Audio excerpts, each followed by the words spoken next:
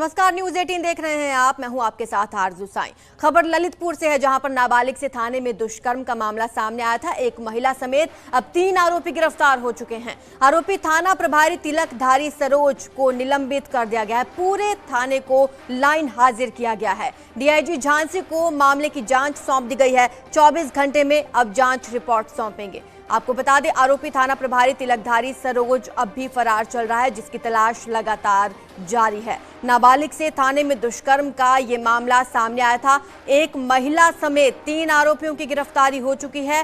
पूरे थाने को लाइन हाजिर कर दिया गया है। साथ ही डीआईजी झांसी को इस मामले की जांच सौंपी गई है। आरोपी थाना प्रभारी को निलंबित कर दिया गया है। फिलहाल वो फरार चल रहा है, जिसकी तलाश जारी है। पूरे थाने को लाइन हाजिर किया गया है। जांच रिपोर्ट आज सौंप दी जाएगी। डीआईजी झांसी को मामले की जांच सौंपी गई है।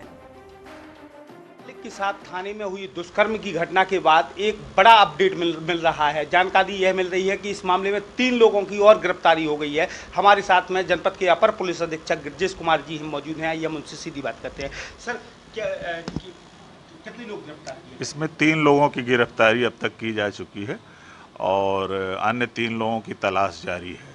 ये कौन लोग हैं? ये इसमें एक जो है राजभान है, महेंद्र हैं और गुलाब बाई ये मौसी है। हाँ, ये मौसी का सर क्या रोल बताया जा रहा है? अब अभी तक जो जांच में आया है कि लड़की को मतलब लेकर के और इस तथ्य को छुपाने में और लड़की को मैनेज करने में इसका पूरा योगदान था। अच्छा सर, थाना अध्यक्ष अभी फरार है कि गिरफ्तार हो गया है? अभी तलाश जारी है और हम लोग शीघ्र सफलता पा लेंगे। कितनी टीमें लगी हैं इस मामले में? हमारी 6 टीमें काम कर रही हैं। तो अपर पुलिस अधीक्षक का साफ कहना है कि अभी 3 लोग गिरफ्तार हो गए हैं और इसमें पुलिस की टीमें बराबर काम कर रही हैं और जल्द ही अन्य जो आरोपी हैं उनको भी गिरफ्तार कर लिया जाएगा। तो यह इस खबर से जुड़ा हुआ एक बड़ा अपडेट है। अभय श्रीमाली, न्यूज 18 ललितपुर। इसी मामले पर ज्यादा जानकारी हमारे संवाददाता अभय श्रीमाली हमें देंगे। अभय, 6 टीमें लगातार तलाश कर रही हैं। कोई सुराग मिल पाया अब तक आरोपी का? जी बिल्कुल, अपर पुलिस अधीक्षक की माने तो इस पूरे मामले में 6 टीमें लगाई गई हैं और रात भर से बराबर पुलिस छापेमारी कर रही है। जो भी संभावित ठिकाने हैं वहां इन लोगों को तलाशा जा रहा है। लेकिन अभी तक फिलहाल में अगर बात की जाए तो 3 लोग गिरफ्तार किए गए हैं और इस समय की सबसे बड़ी ब्रेकिंग यही है कि पूरे थाने के लिए लाइन हाजिर कर दिया गया है और जो आरोपी थाना अध्यक्ष हैं उनके लिए सस्पेंड कर दिया गया है। जी, और आरोपी के परिजनों से कोई बातचीत हुई, उनसे पूछताछ की गई कि कहां है आरोपी? जी बिल्कुल, पुलिस रात से ही छापेमारी कर रही है। डीआईजी झांसी जोगेंद्र सिंह ने भी घटना स्थल पर पहुंचकर अपने स्तर से छानबीन की है। बराबर उनके ठिकानों पर दबिश दी जा रही है और पुलिस लगी हुई है। और यहां अगर बात की जाए तो अपर पुलिस अधीक्षक निखिल पाठक ललितपुर का कहना है कि पुलिस टीमें लगी हुई हैं, जल्द ही आरोपियों की गिरफ्तारी कर ली जाएगी। शुक्रिया अभय आपका इस तमाम जानकारी के लिए। तो आपको बता दें कि यहाँ पर लगातार कानपुर से बड़ी खबर आपको बता रहे हैं। एसिड अटैक हुआ है कानपुर में। मनचले ने युवती पर तेजाब फेंक दिया है। बड़ी खबर इस वक्त कानपुर से आ रही है, जहां पर छेड़छाड़ का विरोध करने पर तेजाब फेंका गया है।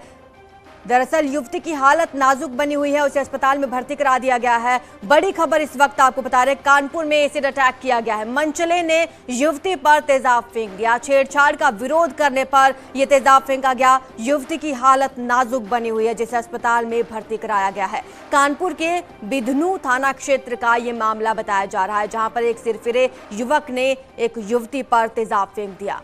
ज्यादा जानकारी हमारे संवाददाता सौरभ मिश्रा हमें देंगे। सौरभ, युवती की कैसी हालत बनी हुई है इस वक्त?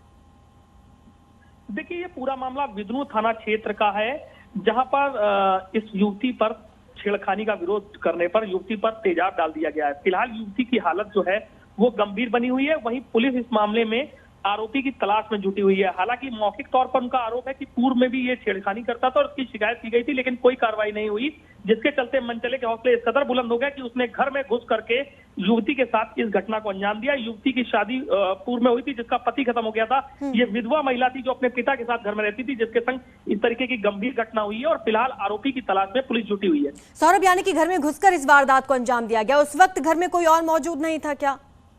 देखिए अभी फिलहाल उसके जो परिजन है वो पहले युवती का इलाज करा रहे हैं, लेकिन जो प्रथम दृष्टया मौके पर जो हमें जानकारियां प्राप्त हुई है उसके अनुसार उस वक्त घर पर युवती अकेली थी और ये दिन दहाड़े जिस तरीके से घटना हुई उसके बाद बिल्कुल सौरभ, दिन दहाड़े इस तरह की वारदात को अंजाम दिया गया है, सच में हैरान करने वाले। वहीं ललितपुर में थाने में रेप को लेकर सियासी दलों के नेताओं में अब वाद विवाद शुरू हो गया है। एसपी अध्यक्ष अखिलेश यादव ललितपुर जाकर पीड़ित परिवार से मुलाकात करने वाले हैं। आपको बता दें कि रेप का आरोपी थानेदार अब भी फरार चल रहा है। कल से पुलिस टीम आरोपी थानेदार तिलकधारी सरोज को तलाश रही है।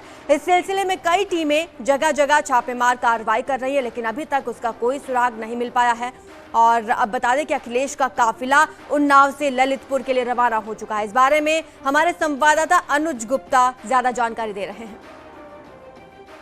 ललितपुर की बेटी को न्याय दिलाने के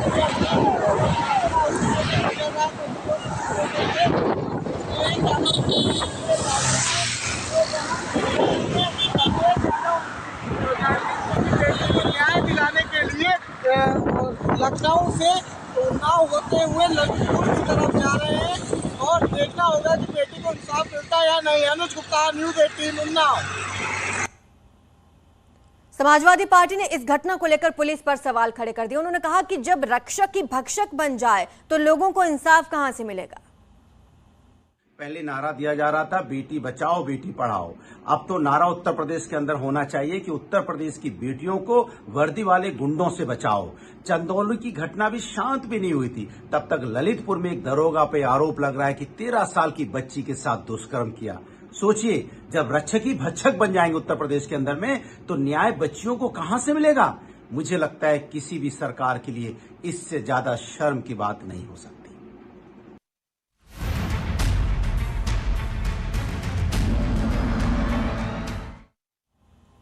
सहारनपुर के मिर्जापुर में आग का तांडव देखने को मिला। दरअसल छप्परनुमा घर में भयंकर आग लग गई। शादी में आतिशबाजी चल रही थी और इसी से ये आग लगी। पटाखे की चिंगारी गिरने से घर में भीषण आग लग गई। ग्रामीणों ने काफी मशक्कत कर इस आग पर काबू पाया। हालांकि घर का सारा सामान जलकर राख हो चुका है। शादी में आतिशबाजी की गई और इसी की चिंगारी से ये घर में आग लग गई। ग्रामीणों ने कड़ी मशक्कत की और आग पर काबू पाया, लेकिन इस आग में घर का सारा सामान जलकर खाक हो चुका है। छप्परनुमा ये घर बताया जा रहा है जिसमें आग लगी। दो तस्वीरें आपकी स्क्रीन पर हैं। शादी में आतिशबाजी की ये तस्वीरें आप देख रहे हैं। दूसरी तरफ देखिए आग का तांडव, जो एक चिंगारी से आग भड़की। एक घर को आग ने अपने आगोश में ले लिया और पूरा घर का सामान जलकर राख हो गया।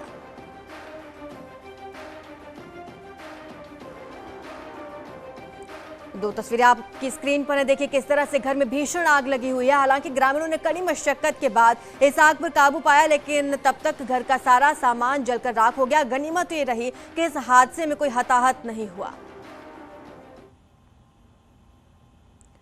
उधर शाहजहांपुर में परचून की दुकान पर आग लग गई। आग बुझाने की कोशिश में गंभीर रूप से झुलस गया दुकानदार। मेडिकल कॉलेज में उसे भर्ती करा दिया गया है। ग्रामीणों ने कड़ी मशक्कत के बाद आग पर काबू पाया। दुकान में रखा लाखों का सामान जलकर राख हो चुका है। एक्सक्लूसिव तस्वीरें आपको दिखा रहे हैं। गंभीर रूप से दुकानदार झुलस गया है। आग बुझाने के दौरान दरअसल ये हादसा हुआ। हालांकि दुकान में रखा हुआ सामान भी जलकर राख हो चुका है। परचून की दुकान में ये आग लगी हुई थी। मऊ में सिविल कोर्ट के वकीलों ने कार्य का बहिष्कार किया। साथ ही वकील पर केस दर्ज होने से वकील नाराज हैं। मुख्तार अंसारी के वकील पर दरअसल आरोप लगा है कि जज के बारे में अपशब्द बोले गए। अपशब्द बोलने के आरोप लगे हैं और वहीं वकील दारोगा सिंह ने आरोपों को गलत बताया है। सुनिए, मुझे 4-6 बार कंटेम्प्ट जा चुका है जजों की मैं सुनिए, मुझे 4-6 बार कंटेम्प्ट जा चुका है जजों की मैं सुनिए, मुझे 4-6 बार कंटेम्प्ट जा चुका है जजों की मैं आगरा में फौजी की पिटाई का वीडियो सामने आया है। अपने गांव छुट्टी पर आया हुआ है फौजी। गांव के लोगों पर मारपीट का आरोप लगा है। फौजी पर लड़की से छेड़छाड़ करने का आरोप है। गुस्साए लोगों ने पकड़कर उसे जमकर पीटा, जिसका ये वीडियो अब लगातार वायरल हो रहा है। दरअसल गुस्साए लोगों ने उसे पकड़ा और पीटा। ये फौजी लड़की से छेड़छाड़ का इस पर आरोप लगा है। गुस्साए लोगों ने जमकर इसकी पिटाई की है। छुट्टियों पर अपने गांव आया था ये फौजी और छेड़छाड़ के आरोप में इसकी जमकर पिटाई की गई।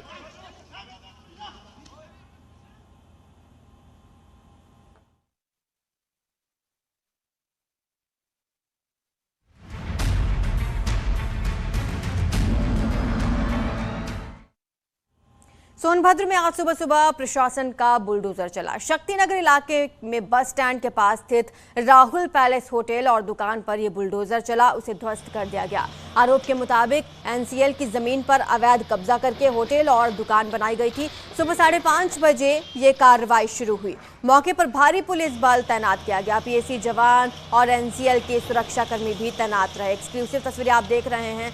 और सुबह सुबह प्रशासन ने ये कार्रवाई की। बस स्टैंड इलाके में होटल और दुकान को ध्वस्त कर दिया गया। प्रशासन ने यहां से अवैध कब्जा हटाया। हालांकि इस दौरान जवान मुस्तैद रहे, पुलिस मुस्तैद रही, एनसीएल की टीम भी थी। ये परियोजना की भूमि पे अवैध कब्जा किया हुआ था, तो उसको आज हम पुलिस प्रशासन के साथ हमारे सीओ साहब बाकी सब लोग मिलके अपने जिलाधिकारी महोदय के निर्देशों के हिसाब से यहाँ पे हमने इसको सुबह अर्ली मॉर्निंग 5 बजे आके इसका कम्प्लीटली डिमोलिशन किया है। ये अभी शुरुआत है। उधर लखीमपुर खीरी में 2 पक्षों में मारपीट हो गई। दबंगों ने महिलाओं और बच्चों को जमकर पीटा। मारपीट में एक महिला का अंगूठा टूट गया। कई बच्चों को भी चोटें आई हैं। खूंटे पर भैंस बांधने को लेकर दरअसल ये 2 पक्षों में विवाद हो गया। दबंगों ने महिलाओं और बच्चों के साथ मारपीट की। मारपीट में एक महिला के अंगूठे में चोट आई है। खूंटे पर भैंस बांधने को लेकर ये विवाद हुआ। लखीमपुर खीरी से ये तस्वीरें सामने आई हैं, जहां पर 2 पक्षों में जमकर मारपीट हुई। दबंगों ने महिलाओं और बच्चों की पिटाई कर दी। कई बच्चों को भी इस मारपीट के दौरान चोटें आई हैं। दरअसल खूंटे पर भैंस बांधने को लेकर ये विवाद हुआ 2 पक्षों के बीच। लखीमपुर खीरी से ये तस्वीरें सामने आई हैं।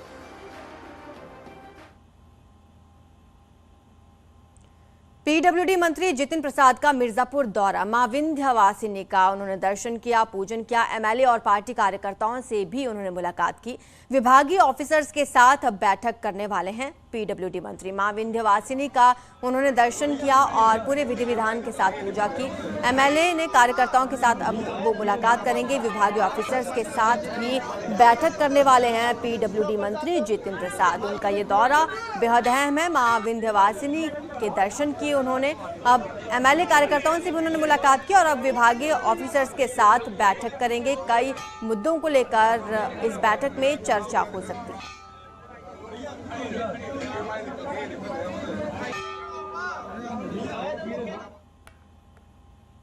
से खबर है जहां पर लव जिहाद का मामला सामने आया है। दरअसल आईएएस ऑफिसर ने अपनी बेटी के साथ लव जिहाद का आरोप लगाया है। आईएएस ऑफिसर ने मुकदमा दर्ज कराया है। साल 2018 में लव जिहाद की घटना हुई थी। मुस्लिम युवक 2 संस्थाओं के खिलाफ एफआईआर दर्ज कराई गई है।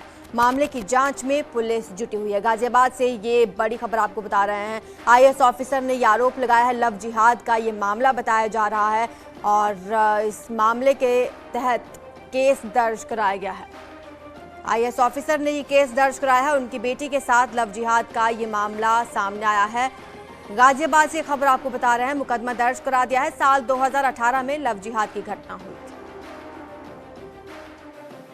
लड़की के पिता ने एप्लीकेशन दिया है। हमारा लड़की का उनका हस्बैंड द्वारा चीटिंग करके शादी करा, इस तरह का लिखा है एफआईआर। अभी उन लोगों ने 2018 में शादी कर लिया दोनों लोगों ने।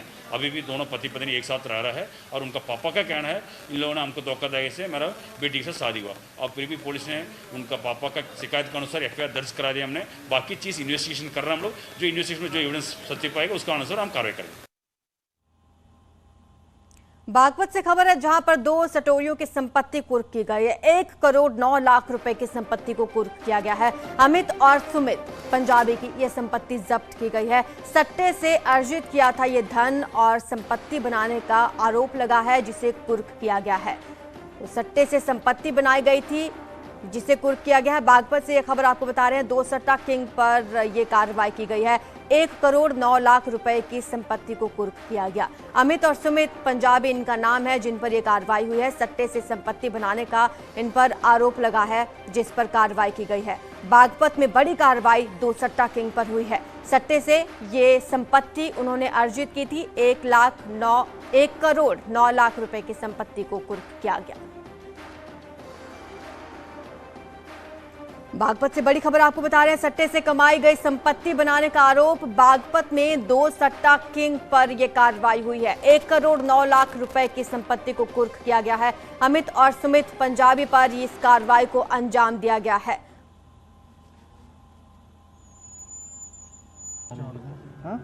पुलिस अवैध संपत्तियों पर लगातार कार्रवाई कर रही है। ज्यादा जानकारी हमारे संवाददाता शहजाद राव हमें देंगे। शहजाद, क्या कार्रवाई अब तक हुई है? देखिए, बागपत शहर कोतवाली पुलिस ने जो है सट्टा किंग है सुमित और अमित, इनकी 1 करोड़ 9 लाख रुपए की संपत्ति जो है पुलिस ने कुर्क की है। पुलिस का आरोप है कि इन दोनों ने सट्टा किंगों ने जो है सट्टे से कमाई हुई काली दौलत से इस संपत्ति को खड़ा किया था जी। जो 1 करोड़ 9 लाख रुपए की संपत्ति है, इसमें 3-4 मकान है, प्लॉट है और कृषि भूमि है। आज सीओ बागपत भारी पुलिस बल के साथ मौके पर पहुंचे और बागपत कस्बे में स्थित मकानों पर सील लगा दी है और उसके बाद कुर्की की कार्रवाई की जानकारी दी।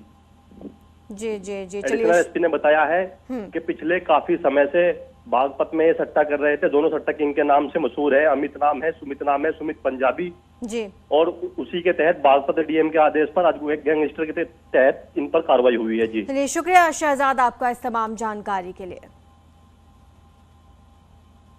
उधर संभल में 2 पक्षों के बीच विवाद हो गया, जिसके बाद पथराव हुआ। दोनों ओर से जमकर पत्थरबाजी की गई, जिसका वीडियो अब सोशल मीडिया पर वायरल हो रहा है। घटना बनियाठेर इलाके के मोहम्मदपुर काशी की है। बताया जा रहा है कि सरकारी राशन को लेकर यह विवाद हुआ था, जिसकी शिकायत सप्लाई इंस्पेक्टर से की गई थी।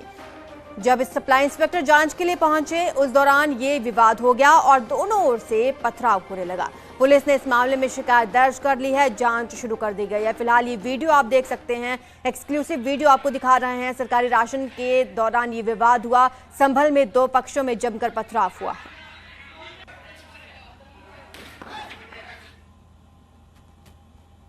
तो चित्रकूट में शादी समारोह के दौरान हर्ष फायरिंग का मामला सामने आया, जिसमें 4 लोगों को गोली लग गई है, जिनमें से 2 लोगों की मौत हो गई, जबकि 2 लोग गंभीर रूप से घायल हो गए हैं, जिनको इलाज के लिए हॉस्पिटल में भर्ती कराया गया। वहीं सूचना के बाद मौके पर पुलिस पहुंची। पुलिस ने शवों को कब्जे में लिया और पोस्टमार्टम के लिए भेज दिया है।